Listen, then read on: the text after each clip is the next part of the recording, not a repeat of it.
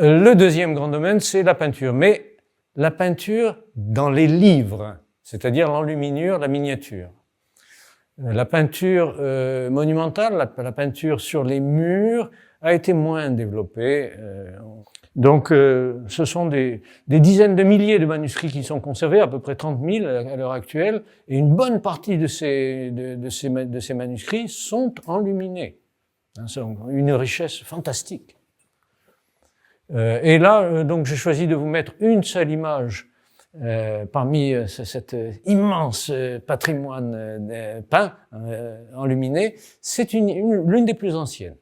Hein, nous avons 4 enluminures comme ça qui sont conservées de cette période très ancienne, 6e, 7e siècle à peu près, et celle-ci est peut-être la plus parlante d'un point de vue qui nous intéresse en particulier, c'est pour montrer la diversité des sources de cet art qui se constitue donc au début du christianisme. Là, par exemple, vous avez, je schématise un petit peu, hein, très rapidement, si vous voulez, 3 références dans cette peinture. La tradition arménienne qui se manifeste par une très grande expressivité des visages et un très riche chromatisme. Hein, voilà.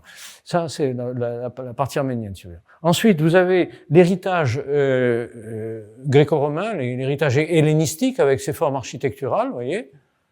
Et puis, le troisième élément qui est absolument patent sur cette image, c'est l'élément iranien. Les mages sont des princes iraniens, des princes sassanides. Hein, tout la position, le vêtement, les pantalons bouffants, tout ça, c'est purement sassanide. Donc vous avez ce mélange des trois qui est tout à fait révélateur de l'Arménie depuis l'Antiquité.